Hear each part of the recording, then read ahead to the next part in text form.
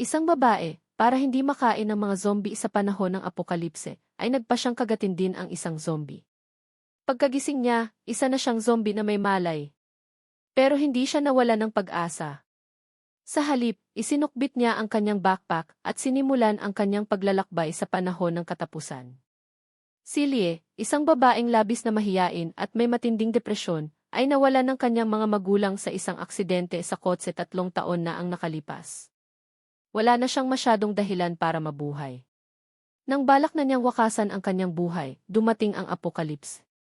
Una, ginawa niya ang nababasa niya sa mga nobela. Nagkulong siya sa kanyang kwarto buong araw, naghahanda sa pagiging isa sa mga nakakatakot na zombie. Sa kasamaang palad, hindi siya nagbago. Kaya, binuksan niya ang kanyang pinto at kinagat ang isang zombie sa labas. Pagkatapos kumagat, bumagsak siyang muli sa kanyang kama. Mula sa unang lagnat hanggang sa pananakit ng buong katawan, nawalan siya ng malay. Akala ni Lia tapos na ang kanyang buhay. Ngunit ang hindi niya inaasahan, kahit naging zombie na siya, nanatili ang kanyang malay. Ito na ba ang tinatawag na gusto ng mamatay, hindi pa rin mamatay? Bilang isang zombie, hindi na siya nakakaramdam ng gutom o uhaw. Maghapon na lang siyang nanonood ng mga video sa bahay para magpalipas ng oras. Ngunit sa ika-negatibo 16 na araw pagkatapos ng apokalipse, nawalan ng kuryente ang kanilang apartment at lubos siyang nabagot. Kaya, nagdesisyon siyang maglakbay ng mag-isa sa buong bansa. Walang sabi-sabi, nagdesisyon siya sa umaga at umalis 3 araw pagkatapos. Isinukbit niya ang kanyang backpack, kumuha ng mapa at isang payong pananggalang sa araw at umalis. Bago umalis, nagpaalam pa si Lee sa mga zombie sa kanilang apartment. Manang Ising, Manong Ben, alis na po ako. Huwag na po kayong maglalandian dyan. Ilang araw ko na po kayong pinagmamasdan. Nakakahiya po kayo sa ibang tao. Hindi napigilan ni Lee na paalalahanan ang 2 zombie na naglalandian sa harap niya. Pagkatapos niyang sabihin ito, binuksan niya ang kanyang payong at lumabas. Mainit ang sikat ng araw sa tanghali, kaya hindi gaanong gumagalaw ang mga zombie. Ngunit si Lia, kalmante lang na naglalakad sa kalsada na may payong. Kapag nakita ito ng mga tao, siguradong matatakot sila ng husto. Magdududa sila kung nagsisimula ng mag-evolve ang mga zombie at mailumalabas ng mga elite na halimaw. Sa mga narinig niya sa radyo at sa ilang video announcement nitong mga nakaraang araw, alam niyang 80% ng populasyon ng mundo ay naging zombie na. Ang lugar na tinitirhan ni Lia ay isang sikat na lugar panturista na may maraming magagandang tanawin. Bagamat sinabi sa radyo na huwag lumapit sa mga border, sinadya niyang pumunta doon. Pagkalabas niya ng apartment, maraming zombie na naglalakad-lakad sa daan. Hindi sila kilala ni Lia at hindi rin siya ginugulo ng mga ito. Bilang isang taong mahiyain, nakaramdam siya ng ginhawa. Ngunit hindi nagtagal ang kanyang paglilibang. Mula sa malayo, may narinig siyang ilang putok ng baril at tunog ng sasakyan. Nagmadaling sumiksik si Lee sa gilid. Nang marinig ng mga zombie sa paligid ang ingay, nagtatakbo silang lahat papunta sa pinagmulan ng tunog. Dali-dali niyang hinawakan ang isang zombie na dumadaan, huwag kayong pumunta doon. May mga tao doon. Nagalit ang zombie nang hawakan siya, at nagpakita ng mga ngipin at umungol kay Lee. Naintindihan ni Lee ang gusto nitong sabihin. Grabe kung makamura. Nang makita niya ang lahat ng mga zombie na nagkakagulo papunta doon, kahit na labis siyang mahiyain, mayroon pa rin siyang likas na pag-ugali ng isang normal na tao, ang pagiging usisero. Noong una, nakaligtas siya dahil sa mga kwentong ibinabahagi ng kanyang mga tiyahin at sa internet. Ngayon, nang makita niya ang mga zombie na nagtatakbo papunta doon, na-curious din siya, kaya palihim siyang sumunod. Mula sa malayo, nakita niya ang ilang sasakyan. Mayroon pang mga baging na tumutubo mula sa loob ng mga sasakyan. Kapag lumapit ang mga zombie, ibinabagsak sila ng mga baging na ito. Agad na napagtanto ni Lia na may kapangyarihan sa loob ng sasakyan. Pinanood niya ang mga zombie na pinapatay ng mga tao, isa-isa, at itinataas niya ang kanyang kamay at hinawakan ang kanyang ulo. May 3 tao at isang aso sa loob ng sasakyan. Nang bawiin ang mga baging, binuksan ang pinto sa passenger seat. Mula sa driver's seat, bumaba ang isang dalaga. Maganda at cool ang dalaga, at nasa 20 lang ang edad, mga 5 hanggang 6 na taon ang tanda kay Lee. Nang makita niya ito, naisip ni Leah ang mga bida sa mga nobela tungkol sa katapusan ng mundo na nababasa niya. Nagtago siyang ganoon sa likod ng pader, pinapanood silang pumasok sa isang supermarket. Hinarang ng rolling door ang mga zombie sa labas. Nakatitig ang mga ito sa masasarap na pagkain na dinadala sa loob ng supermarket. Dumikit ang mga zombie sa pinto, bumubulong at nagmumura. Bagamat hindi naiintindihan ng mga tao ang sinasabi ng mga zombie, naintindihan ito ni Leah bilang isang zombie. Ngunit wala siyang balak tulungan ang mga tao na mag-translate. Hindi niya kayang sabihin dahil grabe ang mga mura nila. Pagkalipas ng mga 2 oras, umalis ang 3 tao at isang aso na may dalang maraming gamit. Nang matiyak ni Leah na hindi nababalik ang mga tao, dahan-dahan siyang pumunta sa supermarket. Bilang isang taong mahiyain, bihira siyang magpunta sa supermarket dati. Kailangang aminin niya na bago ang apokalipse, ang serbisyo ng delivery ng pagkain ay isang tunay na imbensyon. Nagagawa nitong matanggap ng mga tao ang mga bagay na kailangan nila sa pinakasimpleng paraan. Ito ang unang pagkakataon sa loob ng 3 taon na nagawa niyang maglakad sa kalsada at sa supermarket ng ganito. Gayunpaman, magulo ang supermarket. Maraming pagkain at inumin ang nakakalat sa sahig. Dinampot niya ang isang bag ng snack at isinubo. Hindi masarap pero hindi rin naman masama. Sa madaling salita, walang lasa. Kumain lang siya ng 2 piraso at hindi na siya naglakas loob na kumain pa. Hindi niya alam kung kayang tunawin ng tiyan ng zombie ang mga bagay na ito. Naglakad-lakad siya hanggang sa seksyon ng mga damit. Nahilo siya sa dami ng mga damit. Gusto niyang isuot ang mga magagandang damit, pero kulay berde na ang kanyang balat, kaya kahit anong isuot niya ay hindi maganda. Ngunit hindi siya nag-alala. Sino ba naman ang mag-aalala kung maganda o hindi ang damit ng isang zombie? Ang mahalaga ay masaya siya. Kumuha si Lee ng ilang damit na nagustuhan niya. Pagdating niya sa counter, nag-iwan siya ng ilang daang piso. Kukunin ko na po ang mga ito. Alam niyang wala ng silbi ang pera ngayon. Pagkasabi niya sa hangin, lumabas na siya ng supermarket. Nagpatuloy siyang naglakad hanggang gabi. Tumingin siya sa paligid at humanap ng hotel na mukhang maayos. May ilang zombie na naglalakad-lakad sa lobby. Sa uniforme ng mga ito, malalaman na agad na mga empleyado sila ng hotel. Hindi sila pinansin ni Lee. Umakyat na lang siya sa hagdan papunta sa 2 palapag. Pumasok siya sa isang kwartong bukas. Mukhang maayos naman, kaya nagdesisyon siyang manatili dito ngayong gabi. Sa una, akala niya tahimik ang kanyang unang gabi sa labas ng bahay, lalo na ngayong apokalipse na. Ngunit nagkamali siya. Habang mahimbing siyang natutulog, isang malakas na pagsabog ang gumising sa kanya. Tumingin siya sa labas ng bintana. Nasusunog ang isang gusali ilang daang metro ang layo. May mga tao kaya sa paligid? Nagduda si Lee. Bakit laging may mga tao sa paligid niya? Sumilip siya sa bintana, tumingin sa residential building sa malayo, at tiniyak na wala ng pagsabog, bago siya bumalik sa kanyang kama. Ngunit wala pang kalahating oras, narinig niya ang tunog ng sasakyan. Tunay ngang sensitibo ang pandinig ng zombie. Hindi pa niya nakikita ang sasakyan, pero naririnig na niya ang tunog ng makina nito. Bagamat maganda ito para kay Leah, dahil maiiwasan niya ang makasalubong ang mga tao, pakiramdam niya ay nasa panganib siya. Parang huminto mismo sa ilalim ng kanyang silid ang sasakyan. Dito na tayo matutulog ngayong gabi. Bukas na lang tayo aalis. Napag-isipan ko na. Walang masyadong zombie dito sa paligid. Mukhang maayos naman ang hotel na ito. Boses ito ng isang lalaki, mukhang bata pa. CJ. Boses ito ng isang babae. At mukhang siya ang leader ng grupo. Nang marinig ito ni Leah, alam niyang magpapahinga ang mga tao na ito sa hotel na ito. Labis siyang natakot dahil mukha siyang isang zombie, ang kalaban ng sangkatauhan. Ngunit hindi iyon ang pinakamasama. Ang pinakamasama ay naririnig niya ang tahol ng aso. Agad niyang naisip ang grupo ng 3 tao na nakita niya kanina. Nasaksihan na ni Leah ang lakas ng 3 taong iyon. Kahit 10 siya, hindi niya sila kaya. Biglang binuksan ang pinto ng kanyang silid. Natakot si Leah at bumagsak sa sahig, nagkunwaring patay. Malinis ang silid na ito. Mukhang walang tao. Nagulat ang lalaking nauna at sinabi ito. Sa pananaw nito, si Leah ay malinaw na patay na. Wala na siyang hininga. May malalim pang lamat sa kanyang maputing kulay abong balat. Nang marinig ang ingay, pumasok ang babae sa likod. Labis na kinakabahan si Lee. Bakit ganito ang mga taong ito? Ang dami-daming kwarto sa hotel, bakit ang kwarto pa niya ang napili? Ngunit hindi na siya humihinga at hindi na rin tumitibok ang puso niya.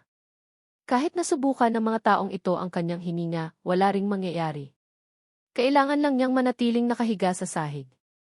Sa sandaling iyon, bigla niyang naramdaman na lumilipad siya sa ere.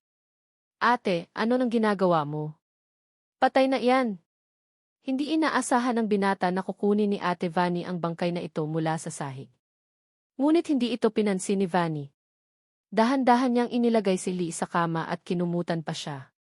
Pasensya na. Naabala namin kayo ng kaibigan ko. Matulog ka na ng mahimbing. Pagkasabi niya nito, inakay na niya ang dalawa at umalis. Naghintay pa si Lee ng ilang sandali, tiniyak na wala ng ingay sa kwarto, at nagbukas ng kaunting mata. Kung hindi pa umalis ang mga taong ito, kailangan na niyang tumayo at sumugod sa labas. Bagamat mabait ang isang babae, para hindi mapatay ng mga zombie sa panahon ng apokalipse, at para iligtas ang iba pang nakakulong, ay nagtayo ng malakas na ingay para ilihis ang pansin ng mga zombie. Medyo kakaunti na lang ang bala at hindi sila magtatagal. Sa gitna ng kanilang desperasyon, may narinig silang malakas na static mula sa radyo, sinundan ng isang pamilyar na kanta. Pagkabago pa lamang niyang zombie, hindi kaagad umatake ang babae, kundi nag-organisa ng isang party para sa maraming zombie. Itaas ang mga kamay. Sumayaw tayo. Dahil isa siyang mabait na zombie na may malay pa rin, naisip niya na para tulungan ang mga nakakulong sa gusali, kailangan niyang mag-ingay para makuha ang atensyon ng ibang mga zombie. Nang marinig ng mga zombie ang pamilyar na tono na nagmumula sa himpapawid, nagmadali silang pumunta sa pinagmulan ng tunog. Nang makita ng mga nakaligtas sa gusali na biglang umalis ang mga zombie, alam nilang ito na ang pinakamagandang pagkakataon para tumakas. Dali-dali silang bumaba at lumabas ng bayan sa isang maliit na daan. Teka, parang may tao pa sa radyo. Tinulungan niya tayo, pero hindi kaya nasa panganib siya. Sa huli, nakahanap sila ng ligtas na lugar at naghandang magmasid kung mailalabas sa bayan, pero hindi nila alam na ang taong tumulong sa kanila ay nagpapaparty na. Nakita ni Lee na nagkakagulo ang mga zombie papunta sa radyo. Napakaganda ng tanawin. Hindi niya alam kung nakatakas na ang mga nakaligtas o hindi, pero iyon lang ang kaya niyang gawin. Noong tao pa siya, ordinaryo lang ang lakas niya. Bilang zombie, hindi siya napapagod, pero sa payat at maliit niyang katawan, hindi siya kalaban sa away. Kailangan pa niyang maglakbay. Nakita niya ang mga zombie na nagmamadali na gutom sa karne ng tao.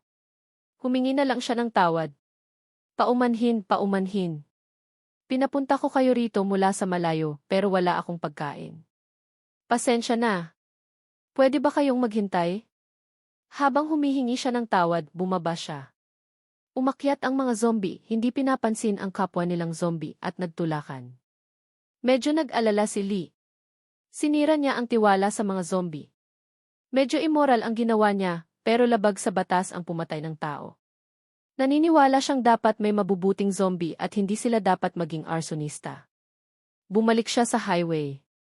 Mula roon, naririnig pa rin niya ang radyo. Hindi na niya papakialaman ang mga nakaligtas. Tinulungan na niya sila isang beses, at sila na ang bahala sa iba. Nang sumilip ang unang sinag ng araw, kinunot ni Lee ang kanyang noo. 7:00 pa lang ng umaga, pero napakainit na. Gayunpaman, kaya niya pa namang tiisin ang temperatura. May ilang zombie sa highway. Hindi siya naglakas loob na buksan ang kanyang payong. Kapag nakita siya ng mga tao, maraming itatanong sa kanya. Nagpatuloy siya sa paglalakad. Unti-unti nang lumiliit ang mga sasakyan sa daan. Mukhang wala nang haharang sa kanya. Habang naglalakad siya, narinig niya ang isang busina, kaya nagtago siya. Sumilip siya at nakita niya ang isang medyo lumang bus na mabilis na nagmamaneho sa highway sa labas ng highway. May mga 12 tao sa bus, at may ilang zombie na aso ang humahabol. Sobrang bilis ng mga zombie na aso na ito. Hindi napigilan ni Lee ang kanyang sarili at kinuha ang kanyang kamera para kumuha ng litrato. Kung magbabackpack siya, kailangan niyang kunan ng litrato ang lahat ng makikita niya sa daan. Nang matapos siyang kumuha ng litrato, narinig na naman niya ang putok ng baril. Napayuko na naman siya. Tumingin siya sa isli na humahabol. Pamilyar ang sasakyan. Natulog pa siya sa trunk nito kahapon. Sasakyan ito ni Vanny. Perpektong tinamaan ng bawat bala ang ulo. Sa ilang sandali, nalutas ng mga sakay ng Aegu ang mga zombie na aso. Hindi na delikado. Huminto ang bus at ang ASV. Dahil malayo siya, hindi niya marinig kung ano ang sinasabi nila, pero sa ekspresyon ng mga nasa bus, mahihinuhan niyang nagpapasalamat sila kay Vanny. Bagamat hindi niya gusto ang mga tao, gusto ni Lee si Vanny, ang taong naglagay ng bulaklak sa kanyang libingan. Sa tingin niya, napakagaling ni Vanny. Mas lalo siyang gumaling, mas lalo siyang lalayo sa kanya. Kung mag-away silang dalawa, alam niyang hindi niya masabi ang kanyang panig at pupugutan na lang siya ng ulo. Mas mabuting umalis sa magulong lugar na ito. Hindi siya makikisali. Tumawid si Lee sa highway pagkatapos ay tumayo. Sa posisyon niya, hindi siya makikita ni Vanny at ng iba pa. Nang lumingon siya, nagulat siya sa nakita niya. Naku, ang dami nila. Tinatayang may libo-libo. Hindi niya alam kung nakuha ba sila ng putok ng baril. Dahil natatakpan ang highway sa gilid at may kurbada, hindi makikita ni Vanny ang mga zombie. Ipinatong niya ang kamay niya sa dibdib niya. Mukhang kailangan ko silang tulungan. Napakalaking problema ito, pero paano niya makukuha ang atensyon ni Vanny at ng iba pa? Bigla niyang naisip ang aso ni Vanny. Kung may ingay sa highway, agad itong malalaman. Nang maisip niya ito, nakita niya ang isang zombie na papalapit. Nanlaki ang kanyang mata. Dali-dali niyang hinila ang zombie papunta kay Vanny. Lumuhod siya at buong lakas na itinaas ang isang binti ng zombie. Nakabitin ang zombie sa railing. Ang ungol ng zombie ay nakuha ang atensyon ng aso. Narinig ni Lee ang tahol ng aso, agad siyang yumuko at pumunta sa isang abandonadong sasakyan sa gilid ng daan. Hinila niya ang bangkay palabas at ipinagpatong sa kanyang sarili, nagkunwaring patay. Narinig ng binata na kasama ni Vanny ang ingay at kasama ang aso, nilutas niya ang zombie sa railing. Nakatayo sa railing, lumingon siya at nakita ang maraming zombie na nagkakagulo papunta doon. Kinuha niya ang aso at tumakbo. Ate, umalis na tayo. May maraming zombie. Hanggang sa marinig ni Lee ang makina ng sasakyan, tumayo siya at tiningnan ang sasakyan na umaalis. Salamat, salamat. Tabla na tayo ngayon. Naghintay siya hanggang sa umalis ang mga zombie. Tiningnan niya ang zombie na inapakan hanggang hindi na ito makatayo sa harap niya. Nagpalakpak siya at bumaba sa highway. Magalang niyang tinulungan ang zombie na nakahiga sa lupa na dumapa. Inilagay pa niya ang mga bituka nito sa loob nito. Pagkatapos, pinunasan niya ang kanyang kamay sa damit ng zombie. Pagkatapos gawin ang lahat ng ito, seryosong sinabi ni Lee sa zombie sa harap niya, "Kita mo na? Huwag kang pumunta sa mga lugar na maraming zombie. Madaling maapakan." Kahit na sinabi niya iyon, hinabol pa rin ng zombie ang grupo ng mga zombie, hindi nakikinig sa kanyang payo. Hindi siya nag-alala sa walang galang na zombie. Hindi nakikinig sa mga payo ang mga taong malapit ng mamatay. Dahil may mga zombie na dumadaan sa direksyong ito, siguradong hindi magiging payapa ang kanyang paglalakbay. Ngumiti siya sa mga zombie na papalayo. Good luck! Ang tao ang kanyang kapwa noong una, ang zombie ang kanyang kapwa ngayon. Kung lahat ng zombie ay tulad niya at hindi kumakain ng tao, hindi kaya magsasama-sama silang payapa. Tama na. Hindi ko kaya iyon. Nang tumindi ang sikat ng araw, hindi na matiis ni Lee ang init. Sinimulan na niyang buksan ang kanyang payong at nagpatuloy. Sa mga zombie na natutuyo sa kalsada, masaya pa siyang kumaway sa kanila. Ang mga zombie na iyon ay nagtatago lang sa lilim. Mas masaya siya. Habang nagbubukas siya ng payong, kumakaway siya at sumasayaw. Noong una, plano niyang maglakad ng 50 kilometro sa loob ng isang araw at isang gabi, pero nakalakad na siya ng isang araw at isang gabi, at wala pang 30 kilometro ang nalalakad niya.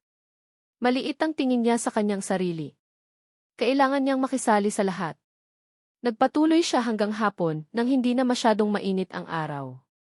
Isinara niya ang payong. Napakaganda ng mga burol sa paligid. Kinuha ni Lee ang kamera niya at kumuha ng ilang litrato. Nang dumadaan siya sa isang maliit na bayan, kakaiba ang kinikilos ng mga zombie doon. Kinakabahan siya. Kapag kaharap ang mga tao, mabait siya. Kapag kaharap ang mga zombie, gusto niyang lumapit. Kaya, bagamat maraming zombie sa maliit na bayan, basta-basta siyang pumasok. Halos lahat ng zombie ay nasa isang bahay. Lumapit si Lee. Ito ay isang dalawang palapag na bahay, at mataas ang pader sa paligid ng bakuran kaysa sa mga bahay sa paligid nito. May makapal na bakal na gate. Hindi makapasok ang mga zombie sa loob sa maikling panahon, pero naaamoy niya ang amoy mula sa hangin. Malinaw na may mga taong nakatira sa bahay. Isang buwan na ang nakalipas sa katapusan ng mundo. Paano pa may nakatira sa maliit na bayang ito? Nagmadali siyang sumingit sa mga zombie at dumikit sa siwang ng pinto. Tinitignan niya ang loob. Nakakandado ang pangunahing pinto. Kahit na masira ang gate, may isa pang gate sa loob. Napakatibay ng gate ng bahay sa probinsya. Dagdag pa, kung nakatira ang isang tao sa probinsya, may sapat na silang supply ng pagkain para sa kalahating taon. Kaya, kung magtitipid sila, mabubuhay sila ng kalahating taon. Tumingin siya ng mahabang panahon at walang nakita sa loob, kaya hindi na niya pinilit ang kanyang sarili. Kapag umakyat siya sa pader, matatakot niya sila. Habang papaalis siya, natapilok siya sa isang bagay. Tumingin siya at nakita niya ang mga bangkay ng ilang zombie. Nabigla siya. Pasensya na, pasensya na. Hindi ko sinasadya na tapakan kayo. Sorry po. Habang humihingi siya ng tawad sa mga zombie, biglang narinig niya ang ingay. Natakot siya at tumakbo. Nagmamadali siyang umakyat sa kalapit na bahay. Pagkatapos niyang batiin ang zombie na may-ari, pumunta siya sa pangalawang palapag. Sa wakas, nakita niya ang bakuran sa paligid. Sa sandaling iyon, binuksan ang pangunahing pinto. Mula sa loob, lumabas ang isang babaeng 17 tandang bawas 18 taong gulang. Kinuha niya ang baseball bat sa tabi ng pinto at pumunta sa gate. Hindi niya binuksan ang gate, kundi umakyat sa hagdan sa tabi at lumuhod sa pader. Nang maamoy ng mga zombie ang amoy ng karne ng tao, nagmadali silang pumunta sa pader. Pero hindi natakot ang babae. Hinarap niya ang zombie at inihampas ang baseball bat sa ulo nito. Natakot si Lee dahil hindi siya kumatok. Kung hindi, sa ulo niya mapupunta ang baseball bat. Napakadelikado. Ang gaan ng pakiramdam ko ngayon, paano ba makikisali ang lahat? Tiningnan ng dalaga ang bangkay na bumagsak at pagkatapos ay iwinasiwas ang baseball bat sa ikalawang zombie. Pagkatapos niyang pumatay ng 5 zombie, tiningnan niya ang kawalan at umakyat sa pader, bumalik. Sa tingin ni Lee, may kakayahan siyang mag-isa sa ganitong lugar. Tunay ngang magulo na ang mundo. Dumarami na ang mga taong may espesyal na kakayahan. Hindi niya alam kung mas malakas ang dalagang ito kaysa kay Vanny. Kung magkasama silang kumilos, hindi niya kayang isipin. Ano kaya ang magiging kwento? Nang mag-isip si Lee, naramdaman niya na mas mabuting umalis sa lugar na ito. Napakadelikado ng babaeng ito. Hindi maintindihan ni Lee kung bakit siya kasinggaling, bakit siya nagtatago sa maliit na bayang ito. Pero may kanya-kanya silang iniisip, kaya pinili niyang igalang iyon. Nang gumabi, umalis si Lee sa maliit na bayan. Hindi niya alam kung napansin ba siya ng babae o hindi. Ang mahalaga ay huwag siyang sugurin ang taong iyon. Pero ang hindi niya inaasahan, habang umaalis siya, may nakatitig sa kanya. Medyo nagulat ang taong ito. Pagkatapos niyang suriin ang sistema, zombie nga ang taong ito, pero ang kanyang halaga ng panganib ay 0. Ang kanyang lakas ng laban ay 8 lang. Paano nangyari iyon? Dapat malaman na kahit ang lakas ng laban ng normal na tao ay basura. Ang lakas ng laban ng normal na zombie ay 20, pero ang zombie na ito ay 8 lang. Tama nga naman, hilo pa siya nang magising siya. Kahit zombie na siya, basura pa rin ang kanyang lakas. Ang dalaga ay orihinal na planong magtagal sa bayan ng ilang panahon, maghihintay hanggang sa maitayo ang base ng mga tao. Pagkatapos ay pupunta sa base at sasama sa iba. At pagkatapos ay maghahanap ng paraan para makasama sa ibang grupo para makakuha ng mga puntos. Pero ang walang laban na zombie na ito ay nakuha ang kanyang atensyon, kaya inayos niya ang kanyang mga gamit at palihim na sumunod. Gusto niyang malaman kung ano ang gagawin ng taang zombie na ito. Hindi alam ni Lee ang intensyon ng dalaga. Hindi niya alam na ang dalaga ay may sistema. Higit pa rito, interesado siya sa kanya. Kinukuha pa rin ni Lee ang mapa, tinutukoy ang direksyon at nagpapatuloy. Paminsan-minsan, nakikita niya ang mga lugar na maraming zombie at pumupunta siya para panoorin. Sa wakas, sa madaling araw, nakarating na si Lee sa kanyang unang patutunguhan, ang Hot Spring Resort. Napakadami ng mga zombie kaya hinaharangan siya sa labas. Sa anumang paraan, may 10,000 pang zombie sa Hot Spring Resort. Hindi mahina ang kanyang lakas, pero sa labas ng pambansang Hot Springs Park, medyo curious si Lee. Naghanap siya ng mataas na lugar na may magandang tanawin, naghandang panoorin kung ano ang gagawin ng mga ito. Nang makita niya silang nakasuot ng uniforme, malinaw na hindi ito normal. Mayroon kaya silang hinahanap sa resort na ito. Hanggang sa makita niyang gumagamit sila ng drone sa gabi. Gusto kaya nilang bilangin ang mga zombie sa resort para planuhin ang atake sa araw. Hindi rin niya alam kung kinunan siya ng drone. Iniisip niya ito, binali niya ang maraming sanga para itago ang kanyang sarili. Kahit infrared ang drone, patay siya kaya hindi ito makakaramdam. Nang lumipad ang drone papunta sa kanya, bigla niyang nakita ang isang likod, hindi zombie kundi isang tao. Nakilala rin ni Lee ang taong ito, ang dalaga sa maliit na bayan dati. Ang lakas talaga ng baseball bat niya, hindi makakalimutan ni Lee. Hinahabol siya. Paano niya siya nahabol? Hindi nag-isip si Lee at itinapon ang mga sanga sa kanyang katawan. Tumakbo siya papunta sa likod ng bundok. Kailangan niyang umalis agad. Para sa kanya, mas ligtas ang maraming zombie. Tumakbo siya ng 2 o 3 oras at sa wakas ay nakarating sa syudad. Kahit maganda ang kanyang paningin, hindi niya makita ang malayo. Sa tingin niya, kailangan niyang maghanda ng binokular, kung hindi, hindi niya malalaman na sinusundan siya. Sa kabutihang palad, mukhang ayaw siyang saktan ng dalaga. Kung hindi, kahit gaano karami ang buhay niya, hindi niya ito makakayanan. Kinakalikot ni Lee ang mga gamit sa kalye. Biglang sumakit ang kanyang tainga. Para siyang nahihilo. Gusto nang lumabas ang kanyang eyeballs, pero wala siyang narinig. Kaya, kinuha niya ang binokular na kakahanap niya lang at umakyat sa mataas na gusali. Hindi siya nakakarinig, pero malinaw na naapektuhan siya. Ibig sabihin, ito ay isang sonikong atake. Walang masyadong zombie dito at malapit sa border. Gusto kayang magtayo ng kampo rito. Kung lilinisin nila ang mga zombie sa Hot Spring Resort, magiging magandang lokasyon para sa isang kampo sa border. Gamit ang binocular, tumingin si Lee sa resort. Nakita niya ang malaking truck na humihila ng itim na kagamitan. Hindi alam ni Lee kung ano iyon, pero alam niyang delikado ito. Sabuti na lang at tumakbo siya agad. Kung nasa gitna siya ng sonikong atake, hindi makakagalaw ang mga zombie. Gamit ang binocular, tumingin siya sa daan sa ilalim ng bundok at nakita niya ang isang pamilyar na si. Hindi kaya ang kapatid na babae? Bakit siya nandito? Nakasabit ngayon ang sasakyan sa karatula ng militar. Malinaw na sundalo si Vanny. Hindi nakapagtataka kung bakit napakahusay niya sa baril. Kinamot ni Lee ang kanyang ulo. Inilagay niya ang binokular sa kanyang backpack, lumingon at bumaba. Kailangan niyang magpalit ng lokasyon. Kailangan niyang iwanan si Vanny at ang dalaga. Dati, pinipili niya ang highway para iwasan ang mga tao at zombie, pero ngayon kailangan niyang magtago sa gitna ng kaguluhan. Plano niyang pumunta sa malaking syudad na may maraming zombie. Pagkatapos sakupin ulit ng mga tao ang syudad, aakyat siya sa bundok. Bilang isang zombie, tiyak na magiging putik siya. Sa oras na iyon, hukayin niya ang kanyang libingan at ilibing ang kanyang sarili. Pagkatapos magdesisyon, hindi pa sumisikat ang araw, umalis na siya. Nagalit si On Kang. Naiwala niya na ang zombie. Napagtanto rin niya na ginamit ng gobyerno ang sonikong atake. Sinira ng mga zombie ang kanilang utak at naging mabagal sila. Nag-alala siya na ganoon din ang mangyari sa zombie, pagkatapos ay mapatay siya. Gamit ang kanyang sistema, hinanap niya ang resort pero hindi niya mahanap ang zombie. Malinaw na tumakbo na ang zombie. Napakahirap na humanap ng isang hindi kumakain ng tao at may malay pa. Paano siya nagawa itong mawala? Bago ang apokalipse, bigla niyang natuklasan na may sistema siya.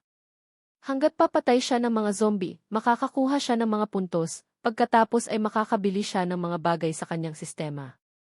Ang baseball bat na iyon ay binili niya sa sistema. Kailangan niya ulit hanapin ang zombie. Maliban kung makapasok ang taong iyon sa 0.3 kilometrong radius niya. Ang zombie ay may talento sa pag-iwas. Umalis siya sa syudad. Hindi siya nagpili ng highway, kundi ng magulong syudad. Sa anumang paraan, may mga pasilidad. Habang naglalakad siya, narinig niya ang ingay ng mga sasakyan. Hindi lang isa. Papunta sila sa ospital sa syudad. Nang makarating siya sa ospital, nakita niyang nakasara ang gate. May daan-daang zombie sa labas. Pumunta sila sa ospital para kumuha ng gamot. Kaya naghintay si Lee sa labas. Nang umalis ang mga nasa sasakyan, naglakad siya sa ospital. Nakahiga ang mga zombie na putol ang ulo. May mga sariwang bangkay din lumilitaw na nasugatan ang ilan sa mga kasama nila. Ayaw nilang maging zombie kaya pinatay na lang nila ang kanilang sarili. Tumingin si Lee sa mga bangkay at nag-isip. Lumingon siya at pumunta sa bodega ng ospital. Nakahanap siya ng pala at piko pagkatapos ay pumunta sa hardin ng ospital. Humukay siya ng lupa. Kahit mabagal siya, hindi siya napapagod. Nang matapos niyang ilibing ang mga bangkay, 3:00 na ng madaling araw. Medyo madilim pa. Sa damit ng mga tao, nakita ni Lia ang isang listahan na may nakasulat na mga gamot na kailangan nila. Tumingin siya sa lupa sa harap niya at sa listahan sa kanyang kamay. Lumingon ulit siya at pumunta sa bodega. Nang mag-alas 5 na ng madaling araw, itinulak ni Lia ang mga gamot sa gilid ng syudad. Hindi niya alam kung bumalik na ang mga iyon o malapit lang. Sa madaling salita, dalhin niya lang sa gilid ng syudad. Hindi sapat ang gamot nila. Kaya babalik at magpapahinga sila, babalik sila. Iniwan niya ang gamot sa daan kung saan sila tiyak na pupunta. Hindi pa nagtatagal mula nang itinulak niya ang gamot palabas ng ospital, bigla niyang nakita ang sasakyan na nakaparada sa harap ng gusali. Hindi kaya ang mga iyon? Hindi siya naglakas loob na lumapit, pero hindi siya makikita. Baka talagang kailangan nila ang mga gamot. Hindi kaya lahat ng nagbuwis ng buhay ay kumuha ng gamot? Iniisip niya ito, buong lakas niyang itinulak ang sasakyan. Nang gumulong ang gulong sa lupa, nakuha nito ang atensyon ng mga zombie. Tumakbo siya papunta sa gusali sa tapat. Kailangan niyang tiyakin kung nakita nila ang gamot o hindi. Sumulat pa siya sa papel, kunin niyo na. Hindi niya na kailangan magpasalamat. Narinig ko kanina ang ingay sa labas. Hindi ko alam kung bakit may karagdagang itinutulak na sasakyan. Itinutulak nito ang medikal na kagamitan. Pupuntahan ba natin ito? Kinuha ng grupo ang gamot ng may panganib. Dahil sa dami ng gamot na kailangan nila, napilitan silang pumunta sa ospital. Mayroong 5 sasakyan, 30 tao at 7 nawala sa ekspedisyon. May 2 may kapangyarihan sa grupo, kabilang si Teniente Ann, isang may kapangyarihan na sumisipsip ng apoy at may malakas na puwersa. Nakita niya ang medikal na kagamitan sa daan. Sa loob ng medikal na kagamitan, ang gamot ang kailangan nila. Higit pa nga. Dali-dali siyang kumuha ng walkie-talkie. Pumunta kayo rito. Ililigpit natin ang gamot at maghanda na tayong umalis. Natuklasan niya na may papel sa kagamitan. Tiningnan ni Teniente Ann ang papel at medyo nag-alala. Inilagay niya pa rin ang papel sa kanyang bulsa. Hindi niya maintindihan ang lakas ng taong ito. Paano niya nagawa ilabas ang gamot sa ospital na puno ng zombie?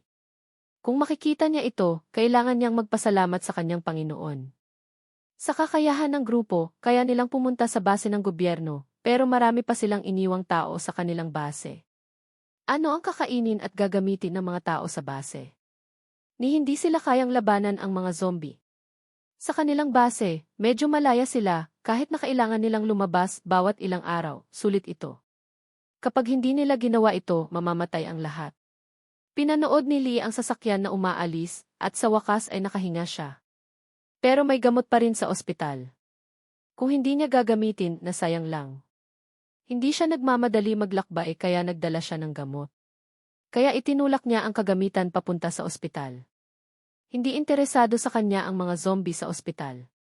Kung may nagpakita ng interes sa ingay, sumunod sila sa kanya. Wala man lang tumutulong sa kanya. Medyo nagrereklamo na siya. Kalimutan mo na. Bakit ko sila tinatrato ng mabuti? Hindi ko sila mapagkakatiwalaan. Hindi niya alam kung anghel siya. Bumalik si Teniente Ann sa base at nagpahinga ng 2 araw at naghanda na naman lumabas. Pinag-aralan niya ang papel ng 2 gabi. Alam niya kung ano ang nakasulat dito. Mula sa sulat kamay, alam niyang alam ng taong iyon ang kailangan nila at tumulong pa nga sa kanila. Kaya gusto niyang imbestigahan ito. Hindi pumayag ang mga tauhan na pumunta siyang mag-isa. Sa huli, nakabunot siya ng 2 sasama sa kanya. Nang dumating sila sa gilid ng syudad, nakita nila ang gamot. Nagulat silang 3. Inutusan agad ni Teniente Ann ang isang tao na makipag-ugnayan sa base. Walang paraan para bitbitin ng sasakyan nila ang lahat ng gamot. Naiwan ang ilang tao para bantayan. Tumingin-tingin si Teniente Ann. Naramdaman ni Teniente Ann na may naglagay nito. Tumingin-tingin siya. Sa pagkakataong ito, nalaman ni Lee na mabilis siyang tumakas. Hindi niya inaasahan na babalik ang lalaki. Karaniwan, pagkatapos ng misyon, nagpapahinga sila. Bakit napunta ang tangang ito sa pugad ng mga zombie? Ano kaya ang hinahanap niya? Nag-isip-isip si Lee na hindi niya kailangan. Tumakbo hanggang makarating siya sa maraming zombie. Pero tumakbo si Teniente Ann papunta sa kanya. Kung gaano siya kabilis, kayang abutin siya sa 1 minuto. Naramdaman ni Lee na mamamatay na siya. Sa instinct, gusto niyang tumakbo sa mga zombie. Nang tumakbo siya, narinig niya ang malakas na tunog. Metal na tumatama sa metal. Agad siyang nagtago sa pader at sumilip, nakita niya si Teniente Ann na gumagamit ng mahabang espada para harangan ang baseball bat. Nang makita niya ang baseball bat, tumayo ang balahibo ni Lee. Tumakbo siya. Tumakbo siya na parang tumatakbo sa Olympics. Akala niya, tinalo niya ang stalker 2 araw ang nakalipas. Hindi kaya siya nasaktan? Nakarinig si Onkang at nalaman kung ano ang layunin. Sumang-ayon si Onkang. Para mabuhay sa katapusan, kailangan mong makipagtulungan sa mga malalakas at ang babae ay malakas. Sinuwerte si Lee na natakasan niya sila. Hindi pa rin niya maintindihan kung ano ang intensyon ng babae. Matapos kumuha ng gamot, hindi umalis ang lalaki. Hindi sila mapagkakatiwalaan. Tumakbo si Lee. Tumakbo siya at tumakbo hanggang gumabi. Hindi niya alam kung saan siya napunta. Tiningnan niya ang mapa at nakita niyang 50 kilometro na siya sa syudad. Kahit hindi siya napapagod, naghanap siya ng tirahan. Hinabol niya ang daga palabas. Gusto niyang matulog. Pinagsisihan ni Lee. Kinabukasan ng umaga, umalis siya. Pumunta siya sa base. Sa mga nakaraang araw, narinig niya sa radyo na dapat may mga 10,000 katao sa base, ngunit natakot siya. Lalo na nang dumating ang bagong pangulo sa mga nakaraang araw, dumarami ang gumamit sa tao. Malapit siya sa mas ligtas na syudad at may mas kaunting zombie. Nakita pa niya ang sasakyan. Yumuko siya. Umiwas sana siya. Kailangan niyang umikot. Kaya lang, may nangyari. Habang umiikot siya, nakita niya ang sasakyan na napapaligiran ng mga zombie. Isang ina at anak ang nasa sasakyan. Pinapalibutan ng lalaki ang sasakyan tapos natabunan na siya. Umalis ang zombie at umatake sa sasakyan. Medyo nag-aalinlangan si Lee. Naglabas siya ng mask at sinuot. Pagkatapos tinakpan ang masasamang sugat. Tinulak niya ang zombie na nasa harap ng sasakyan at sinigawan sila. Umalis kayong lahat. Mukhang natakot sa sigaw ni Lee ang mga zombie. Tumigil sila sa pag-atake sa sasakyan. Ang ina at anak ay tumitingin kay Lee. Kahit na nakasuot siya ng maskara, natakot ang ina at anak.